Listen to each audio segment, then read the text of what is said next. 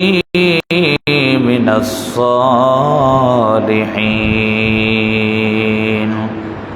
فبشرناه بغلام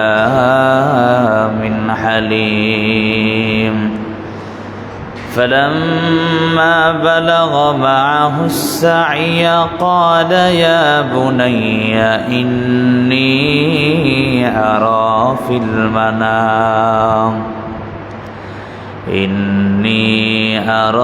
المنام أني أذبحك فانظر ماذا ترى قال يا أبت افعل ما تؤمر ستجدني إن شاء الله من الصابرين صدق الله مولانا العظيم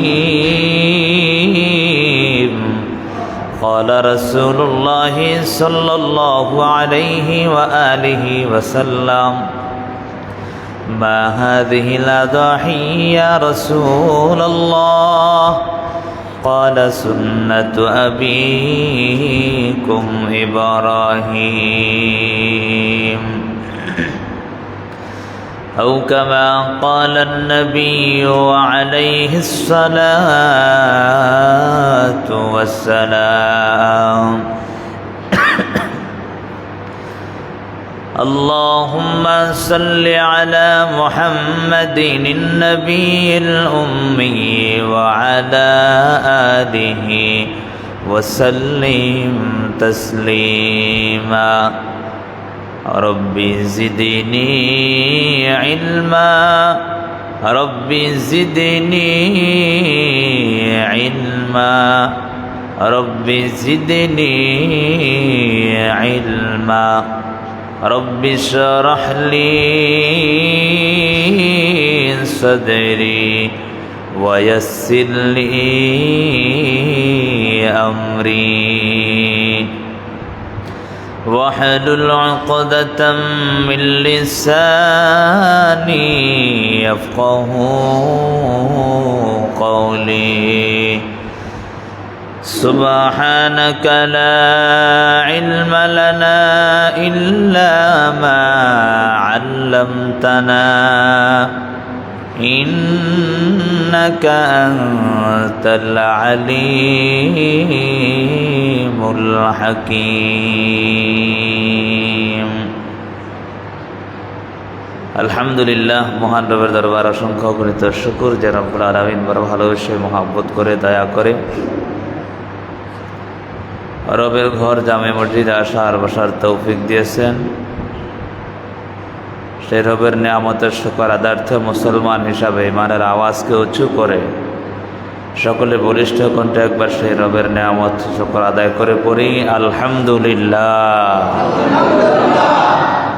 সর্বোপরি দুরুদ ও সালাম বিশ্ব মানবতার মুক্তির দিশারি সৈয়দুল মুরসালিন জনাব মুহাম্মদুর রাসূলুল্লাহ সাল্লাল্লাহু আলাইহি ওয়া আলিহি ওয়াসাল্লাম।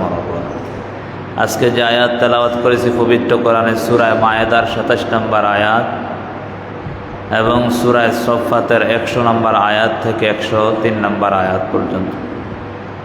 আল্লাহ যদি তৌফিক দেন আয়াত ও হাদিসের উপর কিছু আলোচনা করার চেষ্টা করব ইনশাআল্লাহ। আজকে আলোচনার মূল বিষয়বস্তু হলো কোরবানির ইতিহাস এবং তার তাৎপর্য শিক্ষা। কোরবানি কোথা থেকে এসেছে? কোরবান শব্দটি কোরবন থেকে নির্গত। শাব্দিক অর্থ হলো নৈকট্য অর্জন করা। ইসতিলাহি ভাষা পারিভাষিক ভাষায় বলা হয় কোরবানি বলা হয় নির্দিষ্ট মাসে নির্দিষ্ট দিনে নির্দিষ্ট জন্তুকে আল্লাহর নৈকট্য আদায়ের উদ্দেশ্যে আল্লাহর নামে জবাই করাকে কোরবানি বলে। এই কোরবানির ইতিহাস এটা কি আমাদের নবী বিশ্বনবী সরকার দু আলম সাল্লাল্লাহু আলাইহি সাল্লাম তিনি কি প্রচলিত করেছেন নাকি শুরু থেকেই নিয়ে এই কোরবানির ইতিহাস এসেছে, এই বিষয় নিয়ে আলোচনা আল্লাহ তাআলা পবিত্র কোরআনের সূরা মায়েদার মধ্যে ইতিহাস তুলে ধরেছেন এবং আমরা কোথা থেকে কোরবানি পেয়েছি তার ইতিহাস আল্লাহ তাআলা সূরা সফফাতের মধ্যে আলোচনা করেছেন। আল্লাহ তাআলা দুনিয়া যখন সৃষ্টি করলেন, সৃষ্টি করার পর যখন আল্লাহ তাআলা মানুষ বানাতে চাইলেন, তখন আদম এবং হাওয়াকে বানানোর পর আর দুনিয়াতে কোনো মানুষ ছিল না। ছিল? কেউ ছিল না। আল্লাহ ইচ্ছা করলে পারতেন পুরা দুনিয়ার মধ্যে একদিনে 1 সেকেন্ডে মানুষ সব কিছু জন্ম দিতে। কথা বলেন, পারতেন কি পারতেন না? আবার একসাথে সবাইকে নিয়ে যেতে পারতেন, ঠিক না? কিন্তু আল্লাহর একটা নিজাম আছে, তরিকা আছে, পদ্ধতি আছে, ঠিক না? অসম্ভবকে সম্ভব করার ক্ষমতা কার? জোরে বলেন কার? ঘুমান নাকি আপনারা? অসম্ভবকে সম্ভব করার ক্ষমতা আছে কার? আল্লাহ চাইলে কি পারতেন না? যখন আদম এবং হাওয়াকে বানাইছেন তখন পুরা দুনিয়ার মধ্যে মানুষ পাঠাইতে পারতেন, ঠিক না? কিন্তু আল্লাহ সেটা করেন নাই। বলেছে একটা নিয়ম আছে, পদ্ধতি আছে, তরিকা আছে। তো সেই নিয়ম অনুসারে যখন আদম এবং হাওয়াকে সৃষ্টি করলেন, ওই সময় কোনো মানুষ ছিল না আর দুনিয়াতে। আল্লাহ তাআলা মানুষকে দুনিয়ার জমিনে প্রচলন করবেন, বিস্তার ঘটাবেন, তার জন্য আল্লাহ নিজাম পদ্ধতি চালু করলেন। সেটা হলো বাবার ঔরস থেকে মায়ের ওদরে আসতে হবে, তখন মায়ের মাধ্যম হয়ে আল্লাহ দুনিয়াতে পাঠাবেন।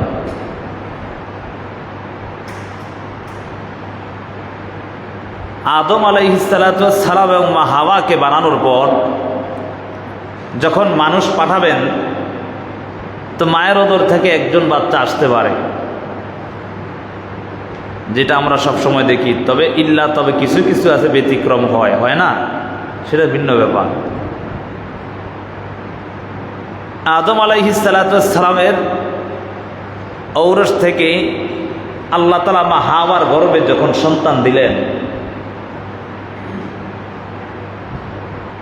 তো ওই সময় যখন দুনিয়াতে মানুষ ছিল না, তখন আল্লাহ তাআলা মানুষের দেখো তো সৃষ্টির একটা নিজাম করে দিয়েছেন, পুরুষ এবং মহিলা উভয়জনের প্রয়োজন। তো এখন তো আর মানুষ নাই, তাহলে কিভাবে তাদের থেকে আবার বংশ বিস্তার হবে? অর্থাৎ মা হাওয়ার থেকে যদি সন্তান জন্মগ্রহণ করে, তাহলে কিভাবে আবার সন্তান জন্মগ্রহণ করবে? সেই হিসাবে আল্লাহ তাআলা মা হাওয়ার ওদরে 2 জন করে সন্তান পাঠাইতেন। সুবহানাল্লাহ বলবেন। কয়জন করে? 2 জন করে। সর্বমোট বহুত মতভেদ আছে, তার মধ্যে আদম আলাইহিস সালাতু ওয়াস সালামের ওই সময় সন্তান জন্ম হয়েছে 81 জন। কয়জন? অর্থাৎ 40 জোড়া আরো একটা। মতভেদ আছে, তবে উল্লেখযোগ্য মতভেদ এটা। যেটা বলতে চাচ্ছিলাম, তবে 81 জন আরেকজন যে আসছে সেটা আবার কে? সেটা হলো শীশ আলাইহিস সালাতু ওয়াস সালাম, জিনার চেহারা আকার আকৃতি একটু আমাদের নবীর মতো ছিল। সুবহানাল্লাহ। 2 জন করে সন্তান জন্মগ্রহণ করত। আল্লাহর কি কুদরত! একসাথে 2 জন মেয়ে হইতো না, একসাথে 2 জন ছেলে হইতো না, একজন ছেলে একজন মেয়ে হইতো। সুবহানাল্লাহ। অনেকে মাঝে মাঝে প্রশ্ন করে যে হুজুর ছেলে মেয়ে 2 জন কি হওয়া যায় নাকি জমজ? হইলে তো একটা, যে কোনো একটাই হইব। হ্যাঁ, হইলে মেয়ে হইব আর না হয় ছেলে। আমি প্রথমে বলেছি আল্লাহ অসম্ভবকে সম্ভব করার ক্ষমতা রাখে কি রাখে না? সব পারে। কথা বলেন, ঠিক না? কয়েকদিন আগেই পত্রিকায় দেখলাম এক মায়ের ঘরে 6 সন্তান জন্মগ্রহণ করছে। সুবহানাল্লাহ বলেন না?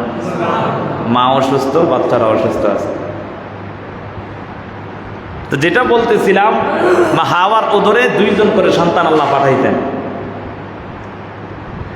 তার মধ্যে একজন ছেলে আর একজন মেয়ে। তবে তারা 2 জন বোন, ভাতৃত্ব বন্ধন আপন ছিল। আচ্ছা বলেন তো, আমাদের ভাষা অনুযায়ী, আমাদের শরীয়ত সম্মত ভাই বোনের বিবাহ সাথী জায়েজ আছে? নাউজুবিল্লাহ। জায়েজ আছে? কথা বলেন, জায়েজ আছে? চিন্তা করা যাবে? ঈমান থাকবে? আল্লাহ হেফাজত করো। যেই কথা বলতেছি, মা হাওয়ার ওদের দুইজন করে সন্তান আসতো, একজন ছেলে আর একজন মেয়ে, দুজন ভাই বোনের সম্পর্ক।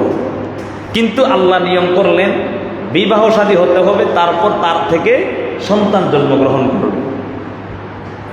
তো এখন যে আল্লাহ দুইজন করে পাঠাচ্ছেন, কিন্তু যেহেতু ভাই বোনের সম্পর্ক, তাহলে বিবাহ শাদী কিভাবে হবে আর সন্তানে কিভাবে আসবে? প্রশ্ন আসে কি আসেন? আল্লাহ তাআলা খুব সূক্ষ্মভাবে জিনিসটা একটু বোঝার চেষ্টা করবেন। আল্লাহ তাআলা নিজাম পদ্ধতি চালু করে দিলেন। প্রথম যেই দুইজন সন্তান আসবে, তাদের দুইজনের সাথে বিবাহ একসাথে জায়েজ হবে না। পরবর্তীতে আবার যে দুইজন আসবে, তার মধ্য থেকে প্রথমের ছেলে পরবর্তীর মেয়ে, এবং পরবর্তীর ছেলে প্রথমের মেয়ের সাথে বিবাহ সাথে আবদ্ধ হবে। সুবহানাল্লাহ। তাহলে দেখা গেল একটু পার্থক্য হলো, একটু কি হলো? পার্থক্য হলো। সেই হিসাব করতে করতে 40 জোড়া, অর্থাৎ 80, আর একজন শীষ আলাইহিস সালাম, মোট 81 জন সন্তান সরাসরি আদম আলাইহিস সালাম থেকে জন্মগ্রহণ করেছে। তবে আমরা সবাই কার সন্তান? আদম সন্তান। কথা বলেন, ঠিক না বেঠিক? কথা বলেন, আমরা কার সন্তান? জাতির পিতাকে, জাতির পিতাকে ফেস লাগায়েন না গেলাম, আমার বুঝেন নাই কথা? ফেস টেস লাগাননি আবার? বলে আগে লাগাইছি, ওনার লাগাই না, ঠিক না? জাতির পিতা হলো হযরত ইব্রাহিম আলাইহিস সালাম, নাকি? জানেন তো আপনারা? বলে হচ্ছে জানি, মাঝে মাঝে ফেস লাগিয়ে যায় আর কি। প্রাসঙ্গিক আলোচনা যেটা বুঝাতে চাচ্ছি সেটা হলো, আদম থেকে মোট 81 জন সন্তান, তার মধ্যে বৈবাহিক সম্পর্ক ছিল হলো আগের ছেলে পরের মেয়ে, পরের ছেলে আগের মেয়ে। তা এমন করতে করতে আদম আলাইহিস সালামের দুইজন সন্তান জন্মগ্রহণ করলেন, হাবিল এবং কাবিল। আল্লাহ তাআলা তাদের ঘটনাই পবিত্র কোরআনে সূরা মায়েদার 27 নম্বর আয়াতে উল্লেখ করেছেন। সুবহানাল্লাহ। ওয়াতলু আলাইহিম নাবা আবনাই আদম বিল হক ইয ক্বাররাবা কুরবানান ফাতুকবিলা মিন আহাদিহিমা ওয়া লাম ইউতাকাব্বাল মিনাল আখার ক্বালা লাআকতুলান্না ক্বালা ইন্নামা ইয়াতাকাব্বালুল্লাহু মিনাল মুত্তাকিন। আল্লাহ তাআলা আমার নবীকে বলে, হে নবী, আপনি আপনার উম্মতদেরকে তাদের ইতিহাসগুলো বর্ণনা করেন যথাযথভাবে, হক অর্থ যথাযথভাবে বর্ণনা করেন। এটার দ্বারা ভবিষ্যৎ প্রজন্ম যারা আসবে, যারাই ইতিহাস লিপিবদ্ধ করবে, তারা যেন ইতিহাসের মধ্যে বিকৃতি না ঘটায়, তারা যেন সঠিক ইতিহাসটা মানুষের সামনে তুলে ধরে, আর তার থেকে যেন কিয়ামত পর্যন্ত মানুষ সঠিক ইতিহাস জানতে পারে। আল্লাহ তাআলা নবীকে এই কথা বললেন, হে নবী, আপনি আপনার উম্মতদেরকে আদম আলাইহিস সালামের সন্তান যে হাবিল এবং কাবিল, তাদের ঘটনা একটু বর্ণনা করে শোনা। হাবিল এবং হাবিলের সাথে একজন সন্তান জন্মগ্রহণ করছে, কন্যা, আর কাবিলের সাথেও আরেকজন কন্যা সন্তান জন্মগ্রহণ করছে। কাবিলের সাথে যে সন্তান জন্মগ্রহণ করছে তার নাম ছিল আকলিমা, আর হাবিলের সাথে যে সন্তান জন্মগ্রহণ করেছিল তার নাম ছিল গাজা। কাবিলের সাথে যে সন্তান জন্মগ্রহণ করেছে বোন, সে ছিল পরমা সুন্দরী, আর হাবিলের সাথে যেই বোন জন্মগ্রহণ করেছে সে ছিল একটু কালো, কুৎসি, দেখতে অসুন্দর লাগতো। তো ওই সময় থেকে মূলত হত্যার এসব শুরু হয়ে গেছে, মারামারি কিলাকিলি, বাড়াবাড়ি, প্রীতির আলাপ কি, ওই সময় থেকে মূলত শুরু হয়েছে, চেষ্টা হয়েছে। মূলত আল্লাহ তাআলা এটা করবেন আর কি, নাকি মানুষকে শিক্ষা দেবেন। ইতিহাস থেকে আমরা শিক্ষা অর্জন করতে হবে, ইবরাত হাসিল করতে হবে।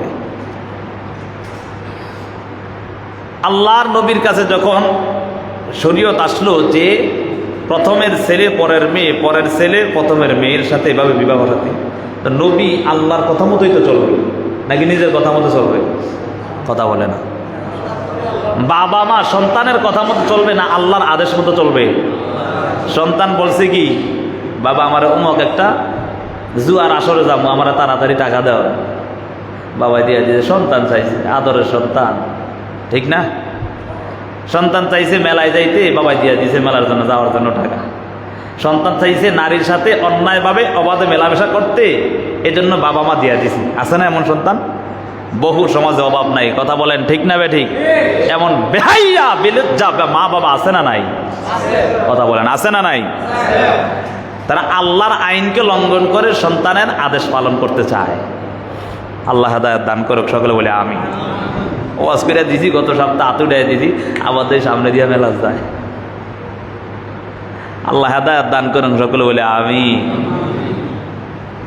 যে কথা বলতেছিলাম, জুমলায় মুতারাজা মাঝে মাঝে অন্য কথা চলে আসে।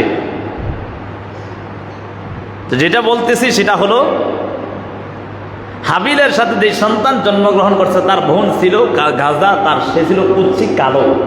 কাবিলের সাথে যে সন্তান ছিল সুন্দর আকলিমা, সুন্দরী মেয়ে পাইয়া, সুন্দরী বোন পাইয়া কাবিল তার লোভ সামলাইতে পারে না। কাবিল বলে ওইছো না, আমি চাই তারা বিয়ে করতে। প্রথম হাবিলের সাথে বলল যে আমি চাই, আমি তোমার দিব না। বলে সেটা আমি আর জানি না। যখন বাবাকে ডাক দিয়া বলল, বাবা তুমি যেই নিয়ম করতেছো সেটা হবে না, আমি আকলিমাকে বিয়ে করতে চাই। নাউজুবিল্লাহ। বাবা ডাক দিয়া বলে এটা তো আমার কথা মতো হবে না, এটা আল্লাহর কথা মতো হবে। এই কথা বলার পর ইয কররাবা কুরবানান ফাতুকুব্বিলা মিন আহাদিহিমা, যখন এই কথা শুনতে পায় কাবিল ডাক দিয়া বলে, হে হাবিল, তোরে আমি হত্যা করে ফেলবো। ক্বালা লা আকতুলান্নাক, অবশ্যই আমি তোমাকে হত্যা করব। কাবিল কি বলে, হাবিল কি বলে, সুন্দরভাবে জবাব দেয়, ইন্নামা ইয়াতাকাব্বালুল্লাহু মিনাল মুত্তাকিন, নিশ্চয়ই আমার রব এমন একজন রব যেই রব মুত্তাকি পরহেজগারদের আমলকে কবুল করে। সুবহানাল্লাহ। তুমি আমাকে হত্যা করতে পারো, পরের আয়াতের মধ্যে বিস্তারিতভাবে আলোচনা আসছে। তুমি আমাকে হত্যা করার জন্য হাত অগ্রসর করতে পারো, কিন্তু আমি তোমাকে হত্যা করার জন্য হাত অগ্রসর করব না। তুমি হত্যা করে তুমি তোমার পাপ এবং আমার পাপ নিয়ে যাইবা, আর আমি বিনা হিসাবে জান্নাতে যাব। সুবহানাল্লাহ। বাবার কাছে গিয়া বলল, বাবা আমি তো মানবো না, আমারে সুন্দরী মেয়ে বোনটাকে দিতে হবে। বাবা ডাক দিয়া বলে, এভাবে হবে না, তবে একটা কাজ করো। বলে কি কাজ?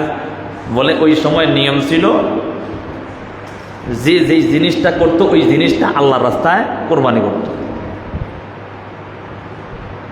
পয়গম্বর আদম আলাইহিস সালাতু ওয়াস সালাম সন্তান হাবিল এবং কাবিলকে সান্ত্বনা দেওয়ার জন্য, মতামতটা তাদের মতনৈক্যটা দূর করার জন্য তাদেরকে উপদেশ দিলেন, তুমি তোমার সম্পদগুলো আল্লাহর রাস্তায় দান করো এবং অর্থাৎ আল্লাহর রাস্তায় কোরবানি করো। আর হাবিলকে বললেন, হাবিল তুমিও তোমার সম্পদগুলো আল্লাহর রাস্তায় কোরবানি করো। বলে কেমনে করব সেটা জানা দরকার।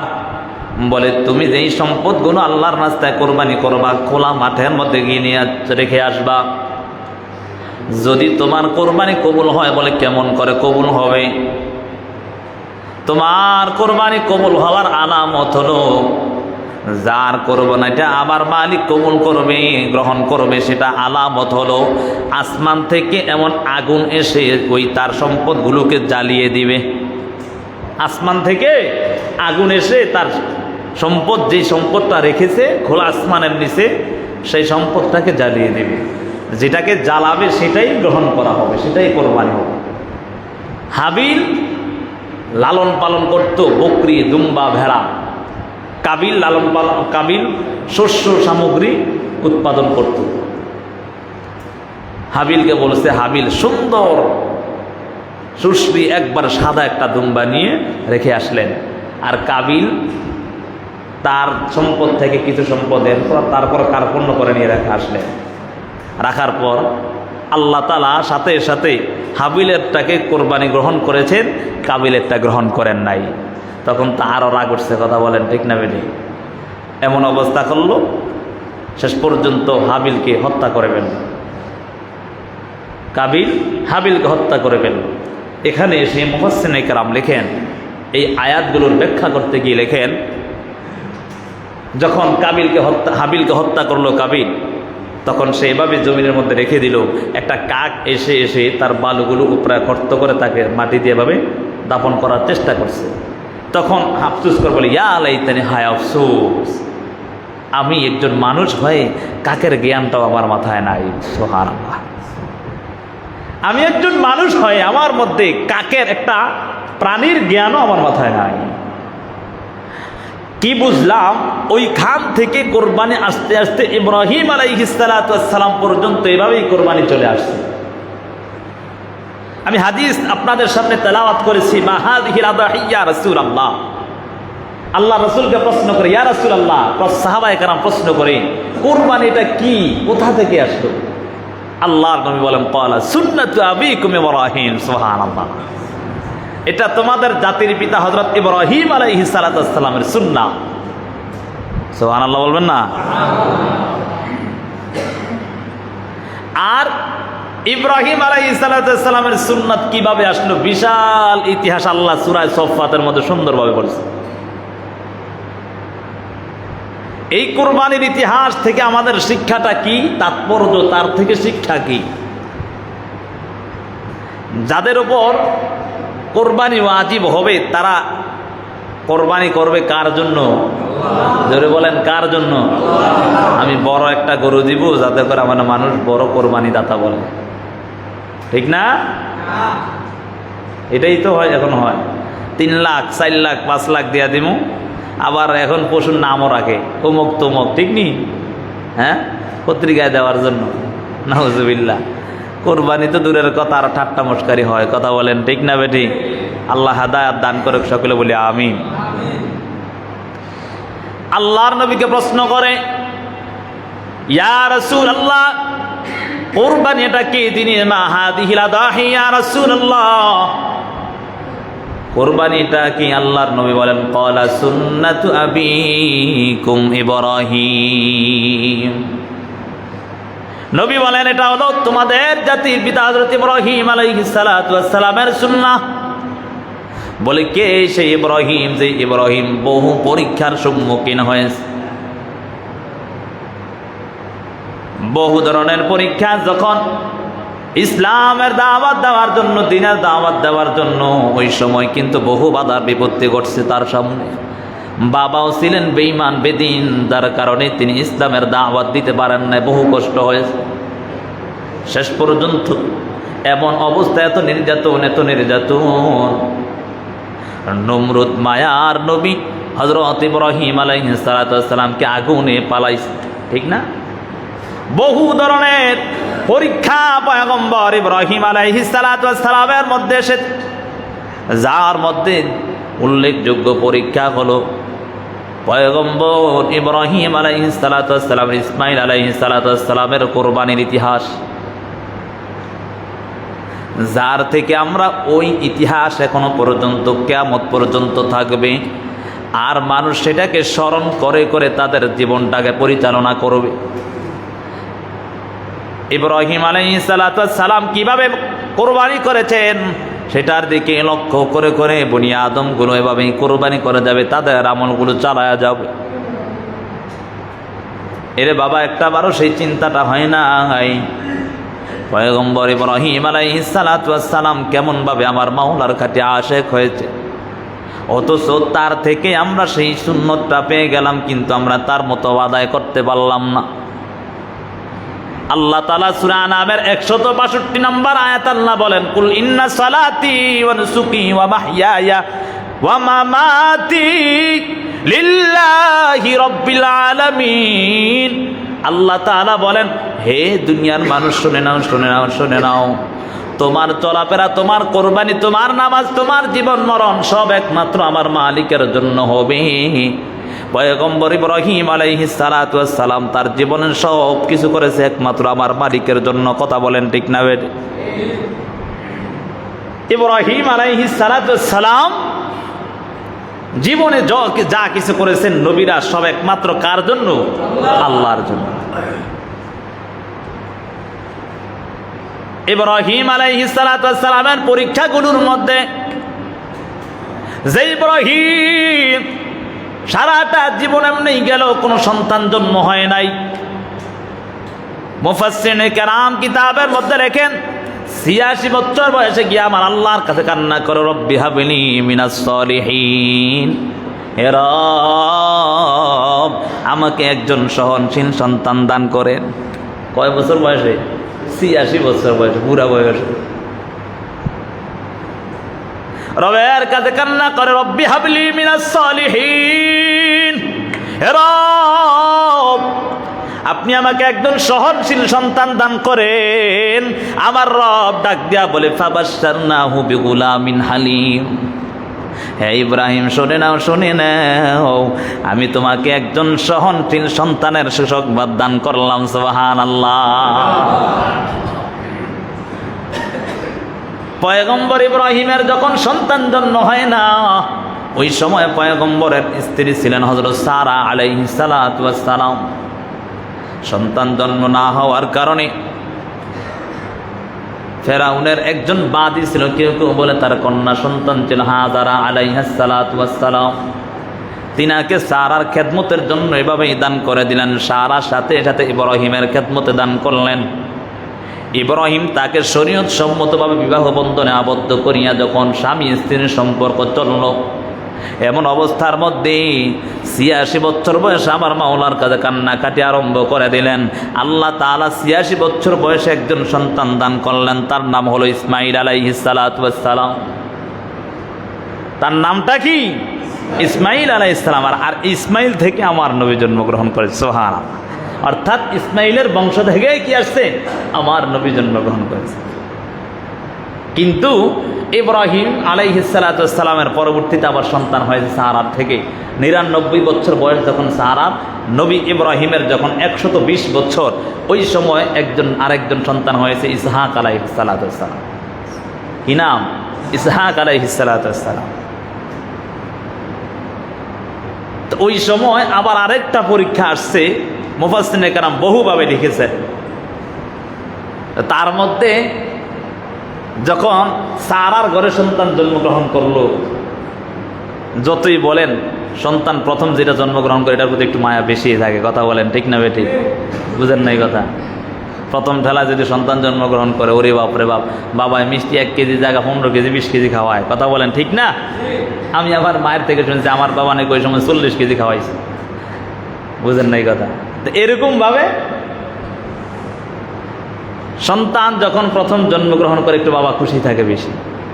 তো সেই হিসাবে সন্তান নিঃসন্তান অবস্থায় একজন সন্তান পাইছে, বুঝেন তো কেমন মায়া সন্তানের প্রতি। কথা বলেন ঠিক না বেঠিক?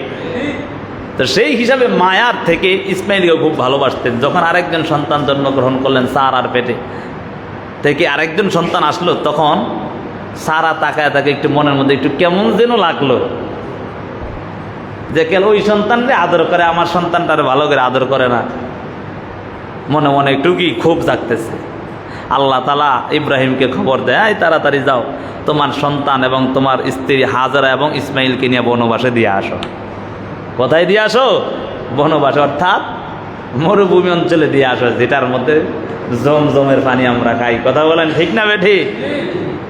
সেই ইতিহাস বহু লম্বা ইতিহাস, এটা সবাই আমরা জানি। যেটা বলতেছিলাম, ইব্রাহিম আলাইহিস সালাতু ওয়াস সালাম যখন হাজরা এবং ইসমাইলকে সেখানে রেখে আসলেন, অল্প কিছু খাজুর এবং পানি দিয়ে আসলেন। এত পরীক্ষার সম্মুখীন হযরত ইব্রাহিম হয়েছেন। আল্লাহু আকবার, সুবহান। পয়গম্বর ইব্রাহিম আলাইহিস সালাতু ওয়াস সালাম যখন হাজরা এবং ইসমাইলকে ছোট দুধ সন্তান কোলে নিয়ে যখন ওই সন্তানটাকে এমনভাবে ছোট অবস্থার মধ্যে যখন ওই মরুভূমির মধ্যে রেখে আসলেন, স্ত্রী ডাক দিয়া বলে, হে আদরের স্বামী আমার, আপনি আমাদেরকে কেন রেখে যাচ্ছেন একটু জানতে চাই। একবার, দুইবার, তিনবার কোনো কথাই বলেন না। তৃতীয়বার হযরত হাজরা আলাইহিস সালাম ডাক দিয়া বলে, আপনি কি কার আদেশে এখানে আমাদেরকে রেখে যাচ্ছেন? পয়গম্বর ইব্রাহিম ডাক দিয়া একটা হাত আঙ্গুলটা ইশারা করে উপরের দিকে ডাক দিয়া বলে, আসমানের মালিক আমার রবের আদেশে তোমাকে এখানে রেখে চলে গেলাম।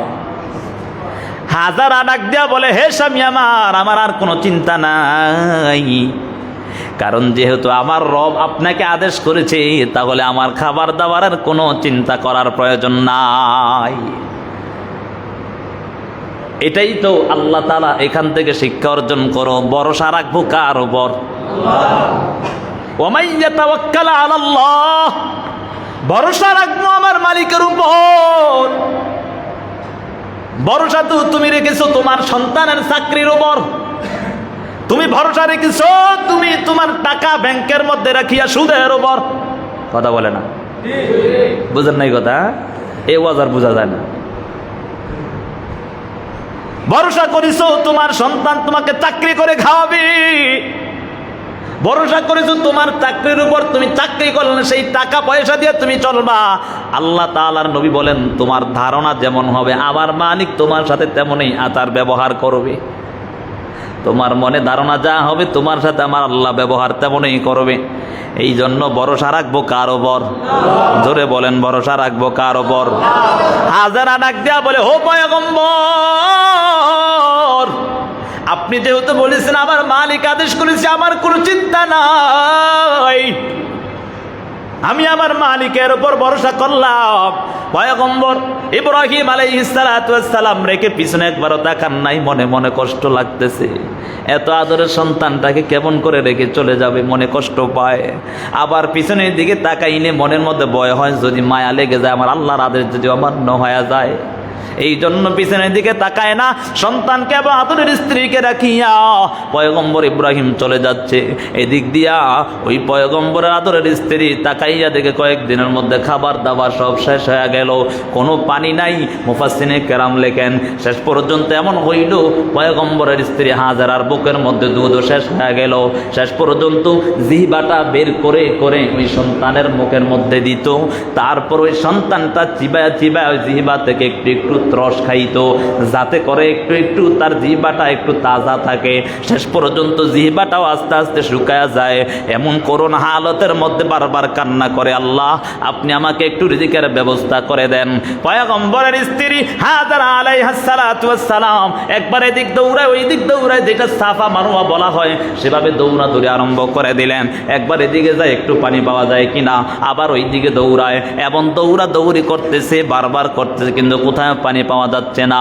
হঠাৎ করে তাকাইয়া দেখে যে সন্তানটাকে রেখে আসলো, ওই সন্তানটা পা দিয়া কেমন যেন এভাবে পানির সাথে খেলা করে। সুবহানাল্লাহ, পানির সাথে খেলা করে। হাজারা আলাইহিস সালাম দেখিয়া তাড়াতাড়ি দৌড়ে গেছে, গিয়া তাড়াতাড়ি বাদ দিছে। চতুর্দিকে কি দিছে? বাদ দিছে। মুফাসসিরে কেরাম লেখেন, যদি বাদ ওই সময় না দিত তাহলে পুরো হল বিশ্বের মধ্যে ছড়ায় যেত জমজমের পানি। সুবহানাল্লাহ, এত পরীক্ষা, এত পরীক্ষা জানো। পয়গম্বর ইব্রাহিম আল্লাহর কাছে কান্না করে, রব্বি হাবলি মিনাস সালিহিন, হে রব আমাকে একজন নেককার সন্তান দান করেন। আল্লাহ তাআলা বলে, ফাবাশশারনাহু বিগুলামিন হালিম, হে ইব্রাহিম তোমাকে আমি একজন নেককার সন্তানের সুসংবাদ দান করলাম, সহনশীল সন্তানের সুসংবাদ দান করলাম। এই সন্তান দান করার পর সন্তান যখন উপরুক্ত বয়স হয়, মুফাসসিরে কেরাম বলেন, কেউ কেউ বলেন 13 বছর, কেউ কেউ বলেন মাত্র নাবালক থেকে সাবালক হয়েছে, কেউ বলেন কিশোর বয়স। মূল কথা, যখন বাবার সাথে হাঁটার মতো বয়স হয়েছে, অর্থাৎ নিজেরটা নিজে ভালো বোঝে, ওই সময় আমার মালিক ইব্রাহিমকে আবারও পরীক্ষার মধ্যে পালায়া দিলেন। ফালাম্মা বালাগা মাআহু সাইয়া ক্বালা ইয়া বুনাইয়া ইন্নী আরা ফিল মানাম আন্নী আযবাহুকা ফানজুর মাযা তারা ক্বালা ইয়া আবাতি ফাআল মা তু'মার সাতাজিদুনি ইনশাআল্লাহ ইনশাআল্লাহু মিনাস সাবিরিন।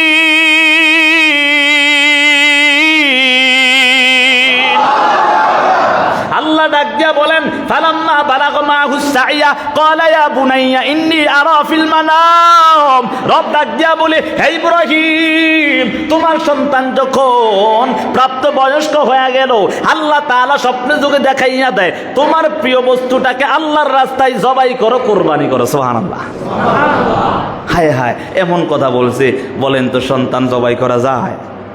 বলেন, কথা বলেন, জবাই করা যায়? আবার কেমন সন্তান? নিঃসন্তান ছিল, যার মধ্যে একটা সন্তান হইল, ওই সন্তানে আবার কি করতে চায়? প্রথম মুফাসসিরিন একরাম বহু ব্যাখ্যা করেছেন এখানে, কারণ জুমার দিন তো এত তাফসীর করারও সময় নাই, শুধু গেলে ইঙ্গিত দেওয়া যায়। মুফাসসিরিন একরাম বহু লেখছেন। কেউ কেউ বলেন ইব্রাহিম বুঝতে পারেন নাই, তার কারণে 100 উট কোরবানি করছে। আবার কেউ কেউ বলেন সাথে সাথে বুঝা ফেলছে। 100 উট 200 300 পর্যন্ত বর্ণনা আসছে। তো এভাবেই কোরবানি করেছে। তারপরও আল্লাহ স্বপ্নে দেখায়, ফালাম্মা বালাগা মা'হু সা'ইয়া ক্বালা ইয়া বুনাইয়া ইন্নী আরা ফিল মানাম।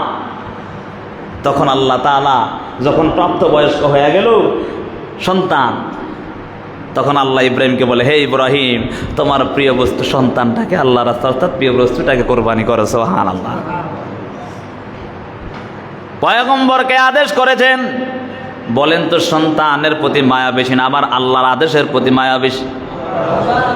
এমনি খলিলুল্লাহ হয় না, কথা বলেন ঠিক না?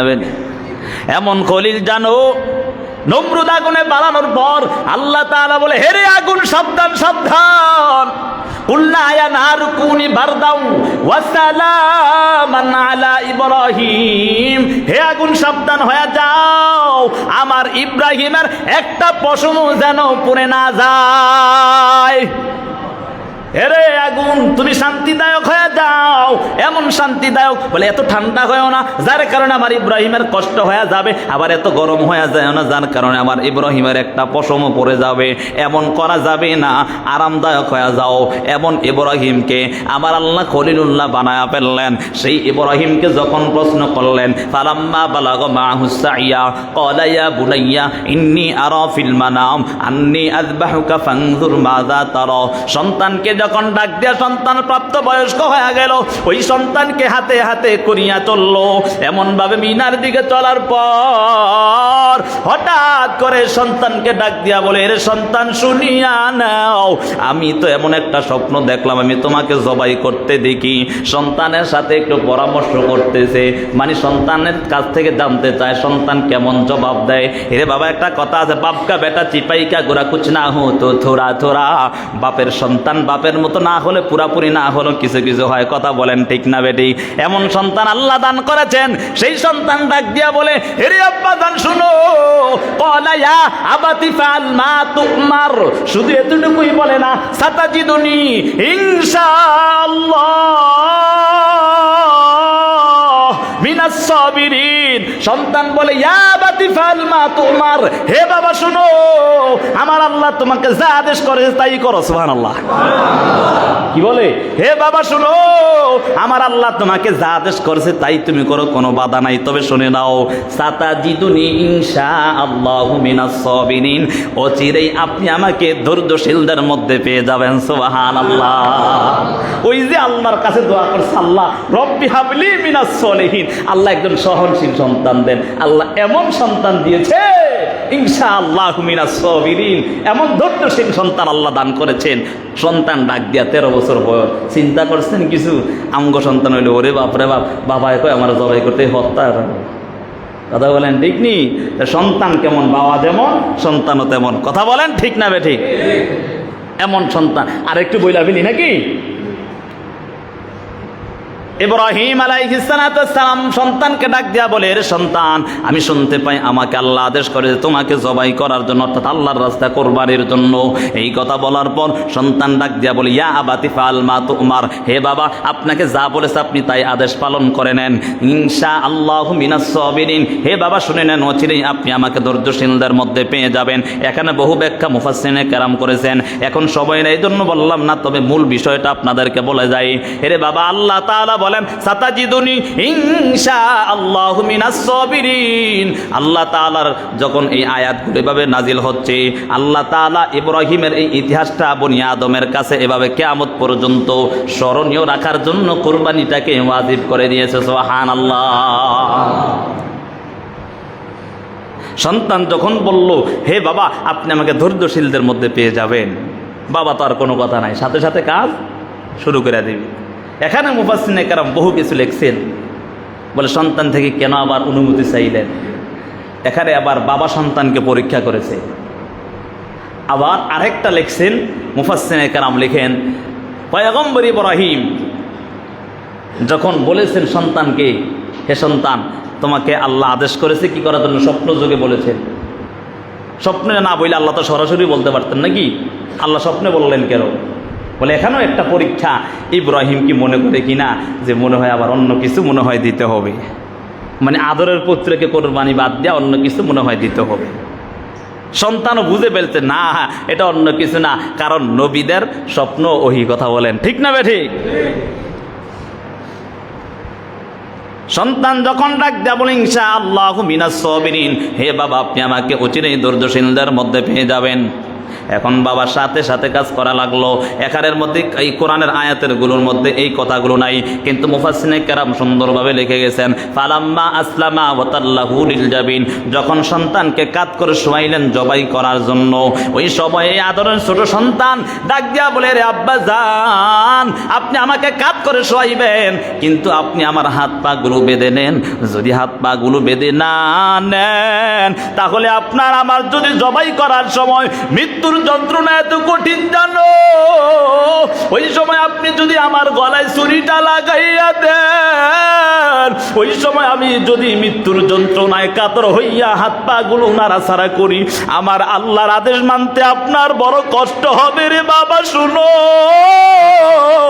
আপনি আমার হাতগুলো বাঁধিয়া নেন, আপনি আমার পা গুলো বাঁধিয়া নেন, এরে আব্বা জান আপনি আমার হাত পা গুলি বাঁধিয়া আপনার চোখের মধ্যে কাপড় বেচাইয়া নেন, কারণ আপনি যদি চোখ দিয়া দেখিয়া আমাকে জবাই করতে না পারেন আমার আল্লাহর আদেশটা ভঙ্গ হয়ে যাবে। এরে বাবা আপনি আমার হাত পা গুলো বাঁধিয়া আপনি আপনার চক্ষুগুলো এমন ভাবে বেঁধে দেন যাতে করে আপনার সাথে আমার আর চোখ দেখা না হয়, কারণ দেখার কারণে আপনি আমার সাথে একটু মায়া মোহাব্বত লেগে যেতে পারে। এরে আব্বা জান না না, আমি চাই না আমি সন্তানের কারণে আপনি হাসরের ময়দানে দাঁড়াতে হবে, এটা আমি চাই না। সুবহানাল্লাহ। সন্তান এই কথা বলার পর বাবা কেমন যেন ব্যথা মুন্নিয়া সন্তানের হাত পা গুলো বাঁধিয়া যখন ছুরিগুলো এমন ভাবে চালাইতেছে, ফালাম্মা আসলামা ওয়া তাল্লাহু লিল জাবিন, যখন সন্তানের গলার মধ্যে ছুরি চালাইতেছে আল্লাহ তাআলা কেমন যেন পুরা আসমানের মধ্যে কান্নার রোল পড়ে যায়। মুফাসসিরে কেরাম লেখেন ওই আসমানের ফেরেশতারা শুধু দুই সময় চিল্লানোর আওয়াজ করেছে, কান্না করেছে সমস্ত ফেরেশতারা। একটা হলো মায়ার নবীকে যখন তায়েফের ময়দানের মধ্যে ওই বেঈমানরা এত নির্যাতন মায়ার নবী কাতর হইয়া জমিনের মধ্যে পড়ে যেত, আল্লাহ তাআলার ফেরেশতারা ওই আসমানের মধ্যে বসিয়া কান্না করে মালিক আপনার হাবিবকে এত নির্যাতন করতেছি আমাদের তো আর সহ্য হয় না। ওই সময় সমস্ত ফেরেশতারা কান্না করেছে। দ্বিতীয় কান্না হলো এই ইব্রাহিম যখন ইসমাইলকে শোয়াইয়া ছুরি চালানো আরম্ভ করে দিয়েছে, বিসমিল্লাহি আল্লাহু আকবার বলতেছে আর ছুরি চালাইতেছে, এমন ছুরি চালাইতেছে আসমানের ফেরেশতারা কান্না করে বলে আল্লাহ আল্লাহু আকবার আল্লাহু আকবার লা ইলাহা ইল্লাল্লাহু আল্লাহু আকবার। ইব্রাহিম যখন বাবা বলে বিসমিল্লাহি আল্লাহু আকবার, ইব্রাহিম বলে লা, ইসমাইল বলে লা ইলাহা ইল্লাল্লাহু আল্লাহু আকবার। ওই ইব্রাহিম ইসমাইল যখন এমন ভাবে পড়তেছে আর আসমানের ফেরেশতারা বলে আল্লাহু আকবার ওয়ালিল্লাহিল হামদ, সুবহানাল্লাহ। এখান থেকেই আমাদের তাকবীরে তাশরিক চলে আসছে। ইব্রাহিম যখন বলে বিসমিল্লাহি আল্লাহু আকবার আল্লাহু আকবার, ইব্রাহিম ইসমাইল ডাক দিয়া বলে আল্লাহু আকবার লা ইলাহা ইল্লাল্লাহ, এমন ভাবে বলার পর আর এদিক দিয়া ফেরেশতারা ডাক দিয়া বলে আল্লাহু আকবার ওয়ালিল্লাহিল হামদ, এমন ভাবে বলতেছে আর কান্না করতেছে। ফেরেশতারা ডাক দিয়া বলে আল্লাহ এই মুরব্বী লোকটার উপর ইব্রাহিমের উপর আপনি রহম করেন, এই যে ছোট বাচ্চাটার উপর আপনি একটু রহম করেন। এমন অবস্থার মধ্যে আল্লাহ তাআলা সাথে সাথে ডাক দিয়া বলে ওয়ানাদাইনা আইয়া ইব্রাহিম কদ সাদ্দাকতার রুইয়া ইন্না কাযালিকা নাজজিল মুহসিনিন ইন্না হাযা লাহুয়াল বালাউল মুবিন وفديناه بذبح عظيم وتركنا عليه في الآخرين سلام على إبراهيم। ইব্রাহিম এমন ভাবে যখন ছুরি চালাইতেছে, আল্লাহ বলে ওয়ানাদাইনা ইয়া ইব্রাহিম, এই ইব্রাহিম সাবধান, আর লাগবে না, আর লাগবে না। কত সাদ্দাকতার রুইয়া, তুমি তোমার স্বপ্ন পূরণ বাস্তবায়ন করেছো। ইন্না কাযালিকা নাজিজিল মুহসিনিন, হে ইব্রাহিম শোনো, আমি তোমাকে বলতেছি যারা ওইভাবে আমি আল্লাহ তাআলা এমন ভাবে মুত্তাকি, যারা মুহসিন বান্দা, যারা নেককার বান্দা, তাদেরকে আমি আল্লাহ প্রতিদান দিয়ে থাকি। ইন্না হাযা লাহুল বালাউল মুবিন, এটাই হলো ইব্রাহিমের জন্য সুস্পষ্ট পরীক্ষা। সুবহানাল্লাহ। ওয়া ফাদাইনাহু বিযিবহিন আযীম, আল্লাহ ডাক দিয়া বলে, ফেরেশতাদেরকে ডাক দিয়া বলে, রে ফেরেশতা তাড়াতাড়ি যা, তাড়াতাড়ি যা, জান্নাত থেকে তাড়াতাড়ি সুন্দর সবুর একটা দুম্বা আনিয়া শোয়া দাও। সুবহানাল্লাহ। এমন অবস্থা হয়েছে, ইব্রাহিম যখন ছুরি চালাইতেছে, মুফাসসিরিনে কেরাম বহু লিখছেন, এখানে বহু মর্মান্তিক ঘটনা আছে। মুফাসসিরিনে কেরাম লিখতে গিয়ে বলেন, ইব্রাহিম ছুরি চালাইতেছে, ছুরি কাটতেছে না, এমনভাবে ধাক্কা দিয়ে রাগ করে ফেলাইতেছে। কেন কাটছে না? আমার আল্লাহর আদেশ কেন মানছে? সুবহানাল্লাহ বলবেন না? ইব্রাহিম যখন ছুরি ছাড়ায় বিসমিল্লাহি আল্লাহু আকবার, কিন্তু ছুরি তো আর কি চলতেছে না, ওই সময় ধাক্কা দিয়ে এইটা ফিক্কা দিয়ে ফালাইয়া দিয়া বলে, এই ছুরি কেন তুই আমার মালিকের আদেশ মানস না? আসলে ভুল তো ছুরি মানে না, আমার আল্লাহ পরীক্ষা করে। কথা বলেন ঠিক না বে ঠিক? মুফাসসিরিনে কেরাম বলেন, ইব্রাহিম ইসমাইলের গলায় ওই সময় পিতলের ফাত না জানি কি বলে, ওইটা এইভাবে বিছিয়ে দিন যাতে করে না কাটে। সুবহানাল্লাহ। এমন অবস্থার মধ্যে হয়ে গেছে যে ইব্রাহিম যত ছুরি চালায় কোনো কাজ হইতেছে না, আল্লাহ সাথে সাথে দুম্বাইনা দেওয়ার সাথে সাথে জবাই হয়ে গেছে। সুবহানাল্লাহ। ওয়া ফাদাইনাহু বিযিবহিন আযীম, সাথে সাথে জবাই হয়েছে। মুফাসসিরিনে কেরাম লেখেন, এখানের মধ্যে সেই দুম্বাটা হলো ওই যে হাবিল দুম্বাটা দিয়েছে কোরবানি, সেই দুম্বাও হতে পারে। আবার কেউ কেউ বলেছেন, ইবনে আব্বাস থেকে বর্ণিত, তিনি বলেন এই দুম্বাটা আল্লাহ তাআলা 40 বছর লাগায় জান্নাতের মধ্যে লালন পালন করছে। সুবহানাল্লাহ। যেই কথাগুলো বললাম, এখান থেকে কি বুঝলাম? এখানে আমাদের কোরবানির থেকে শিক্ষা হলো, ইব্রাহিম নিজের জন্য করে নাই, কার সন্তুষ্টির জন্য করেছে? আল্লাহ সূরা আনামের এটা 162 নম্বর আয়াত এটাই বলে, কুল ইন্না সালাতি ওয়া নুসুকি ওয়া মাহইয়ায়া ওয়া মামাতি লিল্লাহি রাব্বিল আলামিন। হে নবী, আপনি তাদেরকে বলেন, তোমাদের কুরবানি, তোমাদের নামাজ, তোমাদের কুরবানি, তোমাদের জীবন মরণ একমাত্র কার জন্য? জগৎবাসীর প্রতিপালকের জন্য। কথা বলেন ঠিক না বেঠিক? যেই কথাগুলো বললাম, সর্বপ্রথম আমাকে আমল করার তৌফিক দান করুন, তারপর সকলকে আমল করার তৌফিক দান করুন। ওয়া মা তৌফিক ইল্লা বিল্লাহ। যারা সুন্নাত আদায় করি নাই, সুন্নাত আদায় করেন।